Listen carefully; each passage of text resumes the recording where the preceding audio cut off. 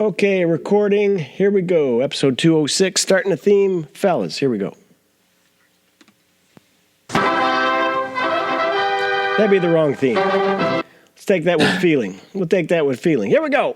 This is real.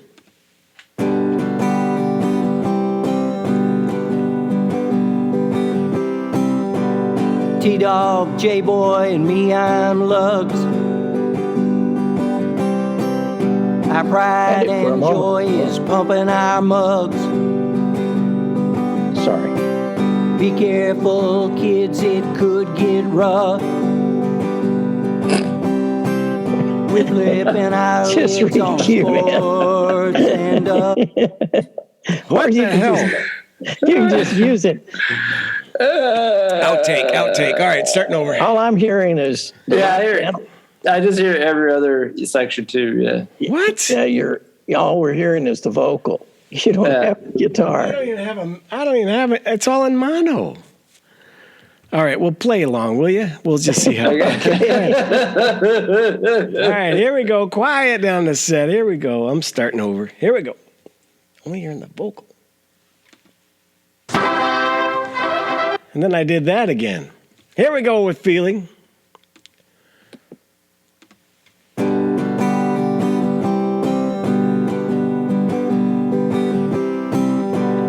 T-Dog, J-Boy, and me, I'm Lugs.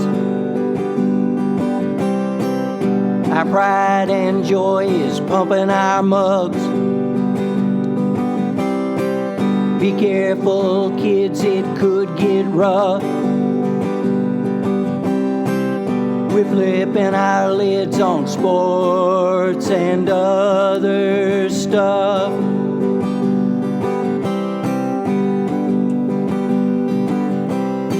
Welcome to Sport Weasel Central. I'm Lugs. I'm J-Boy. And I'm T-Dog. Yes, sir. We may be late to the party on this, but we're going to talk about it anyway. Oakland University shocked the world. They made the men's NCAA tournament more watchable, we think. Plus, Caitlyn Clark is setting the women's tournament on fire. Good to see you, boys. Let's get started with Oakland. Okay, so some facts. Their coach, Greg Campy, has been there 40 years, makes well below $1 million per year. Meanwhile, he spanks Kentucky coach John Calipari, but Calipari makes more than $7 million per year with a $30 million buyout. But wait, likewise, Kansas coach Bill Self also exited the tournament. He makes more than $9 million per year. So, Lugs, turning to you, aren't the Oaklands of the world what we really want to see in the tournament anyway? Well, yeah. I mean, you want to see those Cinderella teams. But as far as Calipari goes, I mean, nobody can deny the fact that Calipari, as an in-game coach, it's just not there. His forte is basically signing those young players. And even at that, I mean, the two players that showed up for that game with Oakland were the seniors.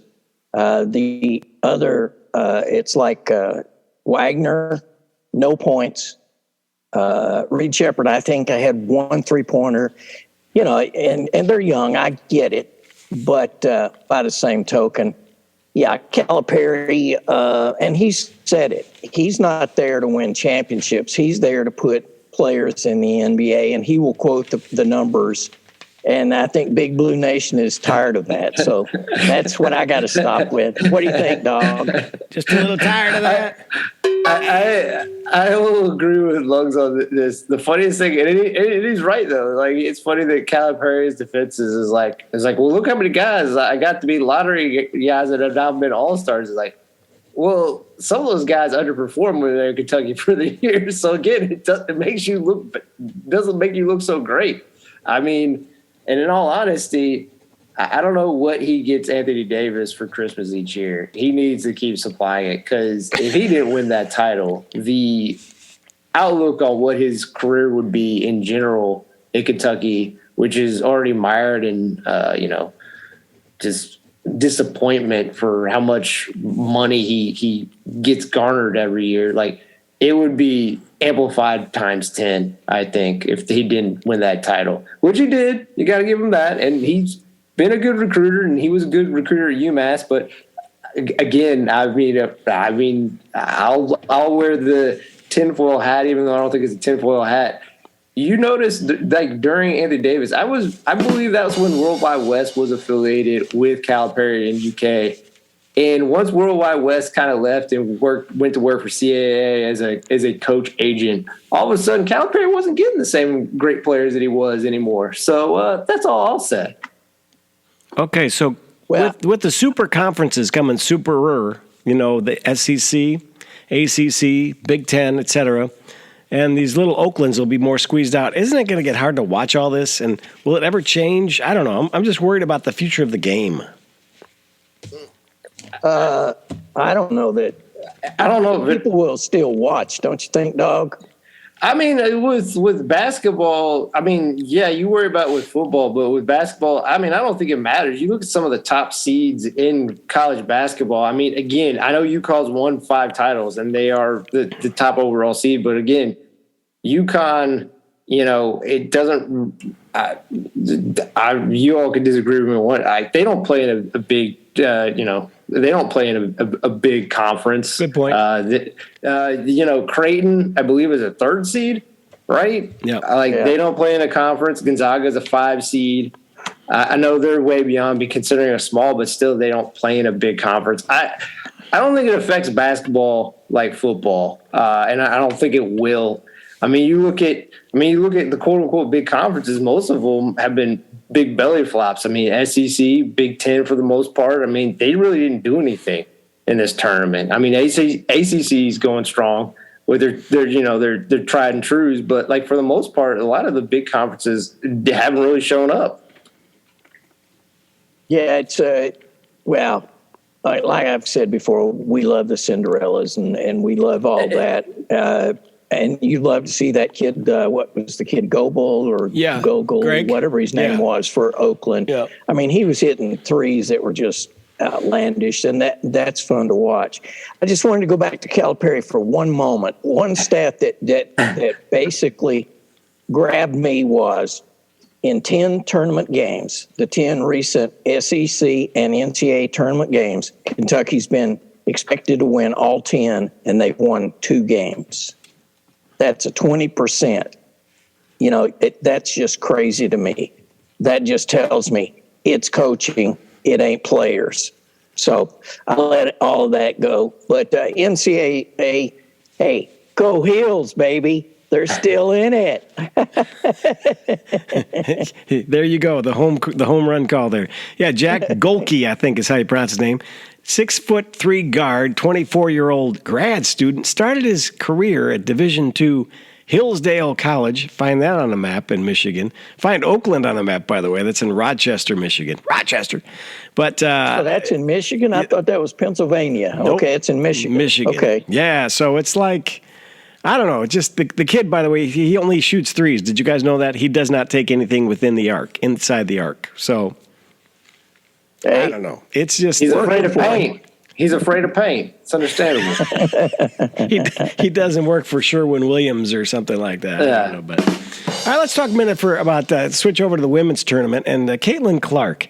Fascinating by to everyone, I think. But so she just had her last home game as Iowa. In the women's tournament, they host regionals like Louisville's hosted, Kentucky's hosted, Indiana just hosted their regional. And Iowa had her, so she had her last home game, throwing kisses at the crowd. Guys, they were scalping tickets to that game for $2,000. She packed arenas every Big Ten game she played. They had a game in Iowa, Kinnick, the football stadium. 57,000 people came out for a women's basketball game. All right, I know it's not all about her, but maybe it is. I mean, it's pretty phenomenal stuff, and everybody knows her name, and now she's in State Farm commercials with our boy Jake. Yeah. I mean, good come for on. her. Yeah. Good for her. Well, she deserves it, man. I mean, she's brought women's basketball more attention than just about anybody, other than Kim Mulkey. And Kim Mulkey has brought it attention that's a different reason. Yeah. for all the wrong reasons. Yeah, Kim Mulkey, I think, pushed a kid out in traffic the other day. But she's a winning basketball coach. So anyway, Caitlyn Clark, to get more positive. Yes, please. It's cool to watch. It's cool to watch. That's all it is. And the excitement's there. And you see her little girls coming up to her asking for autographs and stuff. So they're building, use that phrase that I hate, they are building their brand. The brand. For college hoops for women. So to kind of double down on kind of what Lugsy said and what J Boy said, I'll just put it this way. I believe Indiana Fever, they have the number 1 seed, or draft pick. Yep, they do. And tickets, try to buy tickets for the season. I know this will surprise you. Not really easy pickings to find any of those. Already. And I think I think we know why. So, yeah, and it's not just her, but like she's definitely become the beacon, or I guess the spotlight on what has become like the popularity and rise of, women's basketball and actually women's athletics in general. I'm sure if you look at the numbers of women's basketball and the softball tournament when it comes up, the collegiate softball tournament, they're better than certain MLB games, most definitely. And definitely the women's basketball draws better ratings than some NBA. I think most NBA actually. So, it's not. It's at this point, it's not surprising. It's been a shift that's been happening. I think that it's gaining momentum still. So, plus you got the killers from South Carolina, the killers from LSU. I don't know if you watched that South Carolina game recently. They just about had themselves a brawl. Those ladies were smacking each other around. It was like, wow. So, it's like hockey. Hockey only interests me when the fight breaks out. So I went to a fight and a hockey game broke out. Well, one more thing about, so there's a State Farm commercial with Jake, and he says, and she's standing there holding the basketball, and then he says, you can even insure that old Pacer over there. Remember the AMC Pacer car? And all of a sudden, Reggie Miller shows up. He said, did somebody ask about an old Pacer? Get it? Yeah, I get it.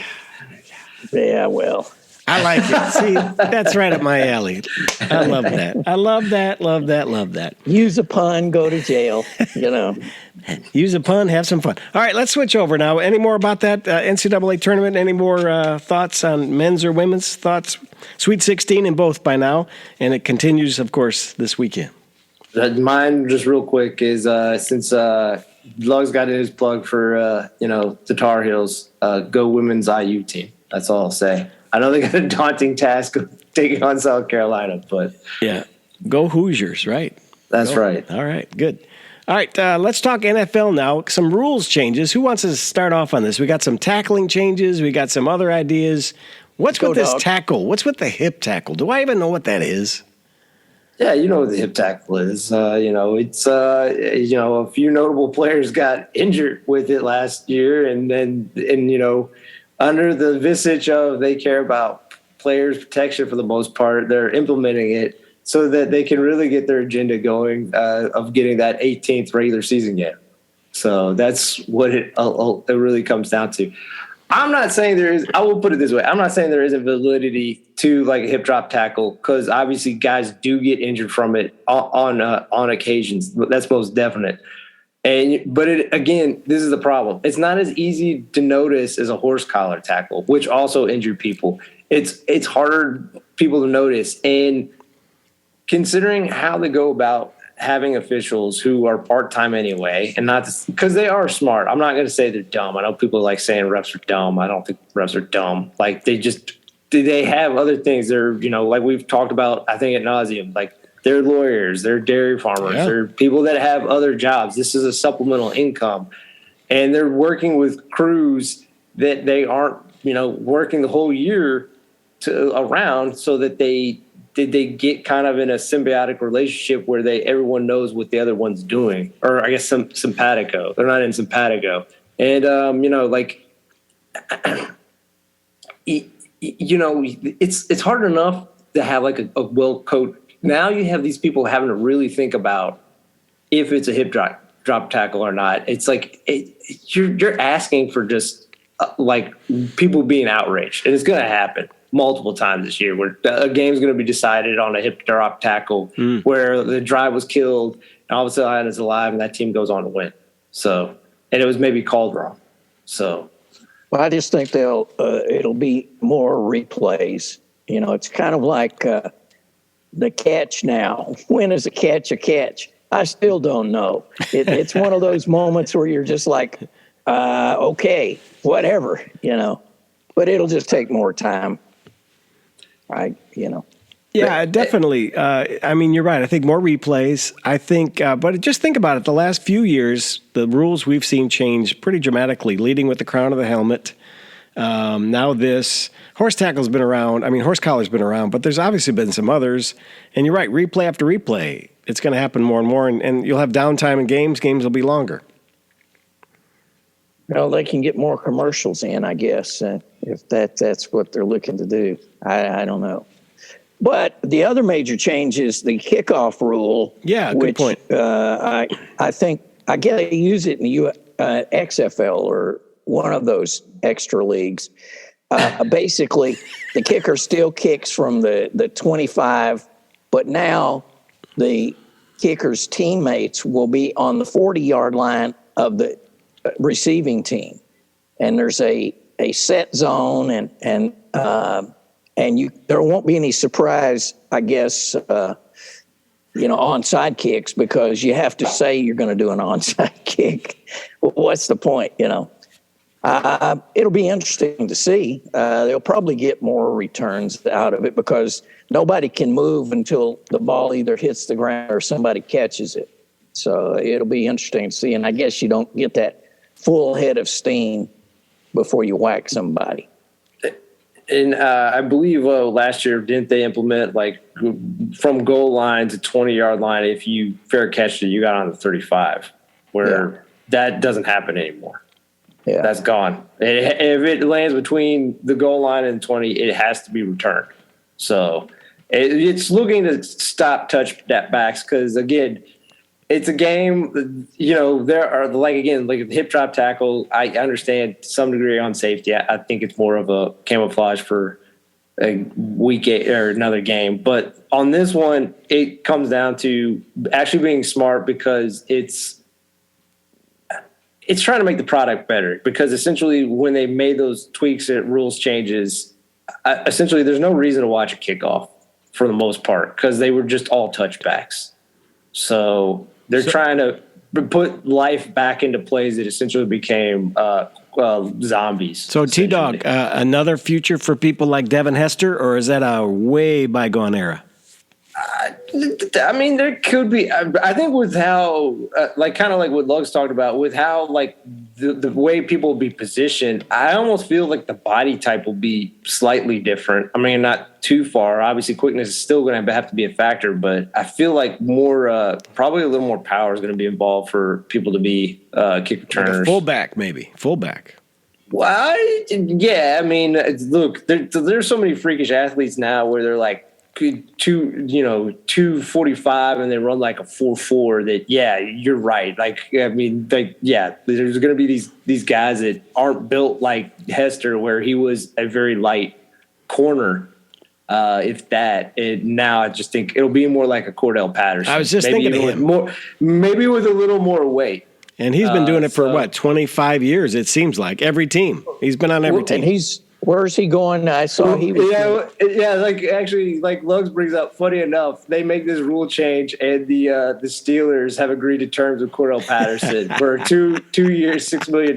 Right when this is made. Perfect. He's Cordell. Yeah, he's 33 years old, but again, not a lot of wear and tear. Obviously, a very gifted athlete who's very good, particularly at returning the ball. He could do more than that, but if you just use him in spot duties, he's still got an ability to go. So interesting. Yeah. He finds a loophole and he's going to make some cash doing it. All right, but I mean that's great though. That's what we want.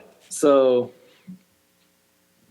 All right, Lugs, you got a little sportsy yesteryear this day?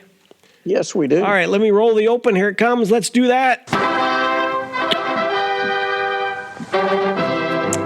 It's Sports of Yesteryear with our man Lugs. He's out and about in the field, and he's going to bring it to us right now. Come on in, Lugs, and give it to us now. Go ahead, baby.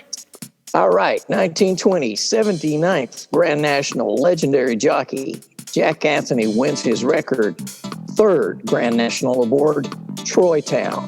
1945, DePaul wins NIT basketball championship. George Mikan scores 34. This was pre-NCAA. 1949, 11th NCAA men's basketball championship. Kentucky beats Oklahoma State 46-36. Wildcats win back-to-back titles. Center Alex Groza is the most outstanding player. 1973, 35th NCAA men's basketball championship. UCLA beats Memphis 81-76. It's the Bruins' 7th straight title. Future Hall of Famer center Bill Walton wins the most outstanding player for the second consecutive year. 1979, 41st NCAA men's basketball championship. Michigan State beats Indiana 75-64, marks the start of the rivalry between future Hall of Famers Magic Johnson and Larry Bird. Highest rated game in history of televised college basketball. That's it for this edition of Sports of Yesteryear.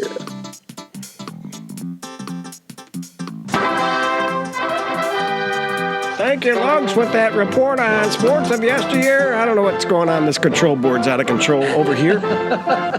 So what was the highest televised game? Bird and Johnson, Magic? Yeah, the 1979 championship game. And then the days of Bill Walton. Let's all do our best Bill Walton impersonation. He's always so... Is he still calling games? Is he still calling them something? He's had medical issues. He's out of the business for the moment. I always loved Walton because you're watching a basketball game and he's telling you about flower arrangements on Hawaii or something. It's just wild. True. I think I told it on this podcast. I'll try to keep this real brief. Is my brother, he loved Bill Walton particularly because there's one story where I think it was early on in the season where they have those tournaments, and Bill Walton was bringing up like how he loves his country, and when he walked outside his hotel, he saw the Statue of Liberty, and he's like, "Thank God for freedom." And then his announcement partner let there be a pause. He's like, "Bill, we're in Vegas." So, because they have the fake, so it's just like Bill Walton. So. Bill got his geography. He was off by a couple thousand miles, but he'll figure it out. But UCLA, to go back to that, they had Kareem Abdul-Jabbar, then Lou Alcindor, and then they had Walton. So, they were guaranteed championships for those years. And Wooden started at Indiana State. So I didn't know that until they were talking about the coach. Well, you probably know John Wooden was a Purdue grad. Was he really? I think I did know that. Yeah, he's a Purdue grad. Yeah. So, by the way, just mentioning Purdue, Purdue has more Indiana players than IU. On their basketball team. That's amazing. That's amazing to me. It's like, it's still in Indiana, but still. Hey, basically, I'll keep it brief. Is credit to Purdue actually having a good AD when it comes to men's sports for the most part. Anyway, the women IU teams have done pretty well, but the football and basketball teams, a lot of misses. A lot of misses. I still got Zach Edey and the boys and Matt Painter's Boilermakers to win it all. That's my pick. So that's what I'm sticking to. I will say this. I'm rooting for them because, again, one of my favorite stories ever in college history is when the Virginia lost to the 16th seed, and the next year they won the championship. And Purdue could maybe follow in those same footsteps. So good point. All right, so tournament time. Everybody got their picks. I know, Lugs, we know you're a Tar Heel through and through.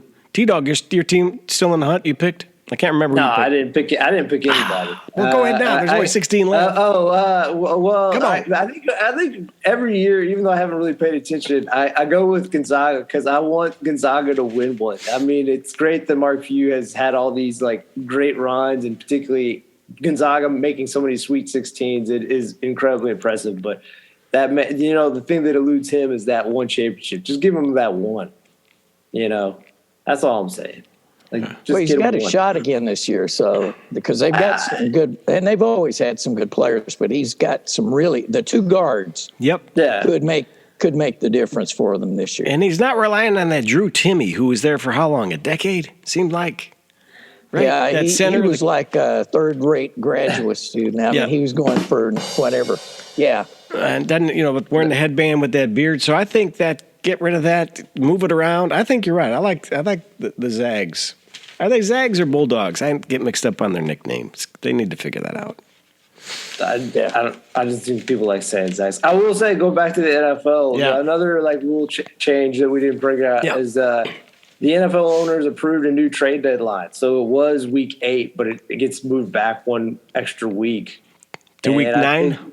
I think you'll see more. Like most teams will really know by week 9. Not to say they don't by week 8, but they'll really know by week 9 if they're out. So like you might see a lot of teams start just offloading teams, just try to buying or selling is what you're saying. Yeah, buying or selling. And my favorite thing that might tie into it, also news from this day, is that Woody Johnson, owner of the Jets, says if they can't find someone to trade, Zach Wilson to, they might just keep him. Again. I miss Justin Fields. I understand why they moved on from Justin Fields. I think Mac Jones should have maybe stayed in New England, even if he's not maybe the long-term starter. Yeah, but I understand wanting to move on because maybe you're going to draft a guy. Look, some of those guys will turn it around, I think. And, I mean, I hate to come down harsh on Zach Wilson. Some of those guys showed a lot more flashes than Zach Wilson. Now, all those teams gave up on guys who showed more promise. Why are the Jets – this is why the Jets are so bad. Why do they hold on to dead weight? Because no one's trading for him. Just cut him. It's like, what are you doing? Dead weight. What do you do? Like, you look at that team. So Aaron Rodgers is 41, coming off a torn Achilles. He's going to be your starting quarterback. Their 2 tackles are free agents. They're both like mid-30s who have injury problems. They bring in Mike Williams, who, God bless Mike Williams, I love him, but he's coming back from a torn ACL, who's never been really healthy. They're counting on all these ifs that happen so that all these people stay healthy or stay healthy for a long period of time. What is wrong with this team? That's why we like him so much, because it's all a bunch of ifs, and we like Aaron Rodgers so much, and we if and hoping he doesn't win it. I just feel bad for Jets teams. Like, how is this team so consistently poorly run? All right, before we go, I picked up a little actual newspaper here, USA Today, and it talks about which teams aced free agency, and it gave them each a letter grade. Vikings C-, Bears A-, Packers A-, Rams B. Anyway, it goes up and down the line. The worst grade looks like Titans got a C. Giants got a C. So how do you guys feel like who aced it the most, free agency? We talked about it a little bit last week, but one more time before we get to the big draft in a couple of weeks. God, I hate to say Jaguars D+. They got a D+. D as in dog. But I think Kirk Cousins to Atlanta will definitely improve them a lot. They did get the highest letter score, an A. You're right. According to USA Today. There you go. I think, and I hate to say it, but Russell to the Steelers could work. It just depends on how he and Arthur Smith get along. So those, by the way, one of the things that were sort of under the radar, the Chiefs just re-signed Spagnuolo. I mean, there was no surprise there, but they did re-sign him. And if it hadn't been for that defense, it wasn't the offense this year for the Chiefs. It was the defense. Good point. So what do you think, Dog? I think this is one of those eye in the beholder, like how to go about free agency or not. I could see, why maybe the Bears got patted on the back. But again, I think, Justin Fields can turn around with the Steelers. Keenan Allen was traded by the Chargers because he's going to be $23 million, and he's entering 31 to 32 year age. Where and then again after this, that's it. Like he's done with their contract. But like I said, I can look at both sides. I actually think what the Titans did. I'm not going to say like they did great, but hey, you know what? Like they have they have Will Levis. They have to see if he's the guy. So they surrounded him. They paid Calvin Ridley. I understand, like, it's kind of a risk a little bit, but he still showed talent at times last year. And I think the Jags offense was just kind of a mess. And, they trade for Snead with the Chiefs and stuff. I think they're just, again, trying to build out the roster. I think they're going to draft a tackle, probably Joe Alt from, Notre Dame. So I think they're going about this on like building the team out around Will Levis because they have to figure out year 2 if Will Levis is their guy. So if that allows them to understand if Will Levis is their guy, is it a bad use of money? I mean, I'm sure there's people with good opinions that say yes, but again, if you can find out if your quarterback is real or not, I think that's a good thing to come out of it. And if he is, you're probably in the playoff hunt. So I will say, I guess my answer is I like what the Bengals did. They had a problem with safety last year, and they got the Geno Stone, who had a great year with the Ravens last year. They signed him for 2 years for $15 million. And Von Bell, who left them a year ago for Carolina for a 3-year deal, he comes back to them on 1 year, $6 million. And just, getting Zach Moss, who played great for the Colts. They got him for 2 years, $8 million. They got Sheldon Rankins, defensive tackle, to replace DJ Reader for 2 years, $26 million. So, I think they did a good job. I think they filled out their roster so they can attack best player available in the draft. So that's why I like what the Bengals did. Hey, so this article is written by a guy named Nate Davis. Didn't we know a Nate Davis, guys? We did. Is that what he's doing now? Photog. Yeah. Okay. This may not be that credible then, but we'll see. Tennessee Titans gave a C. Steelers got a B, and who was the other one? T-Dog, you mentioned the Bengals, a C. So I don't know. It's all in the eye of the beholder. I agree with you. The main thing for me, though, Joe Flacco is still got a job. He's at Indianapolis. So that's the big winner. Now I would say the big loser to me is the Jags because it looks like they had that money shelved off to the side to give to Calvin Ridley, and clearly they were not in great communication with his agent or him because they were hoodwinked and he signed with the Titans. So then they bring in Mac Jones. It's important to have a good backup. And like I said, I think Mac Jones is good. But again, he's only going to be there 1 year. I don't know why it's so imperative to have a 1 year backup to Trevor Lawrence.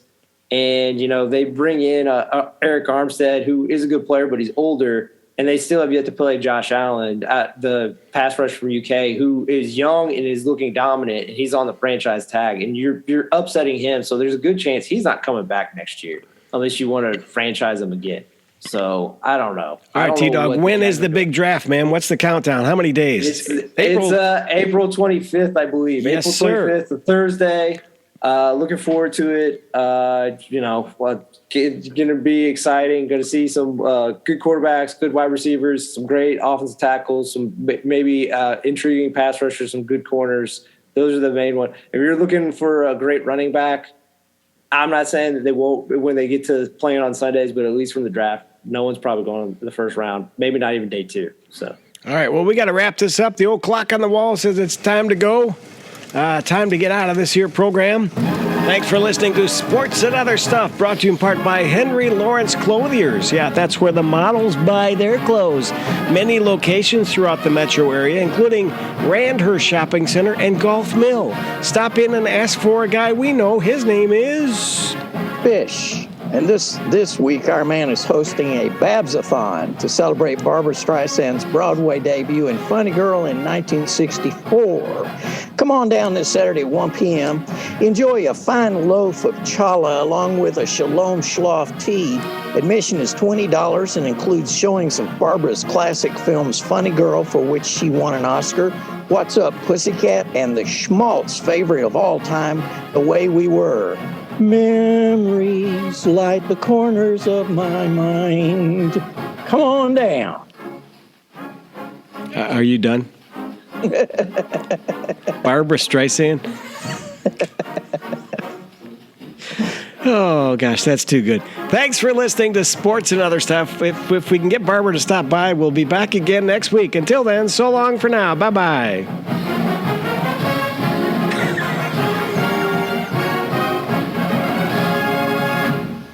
You're killing me.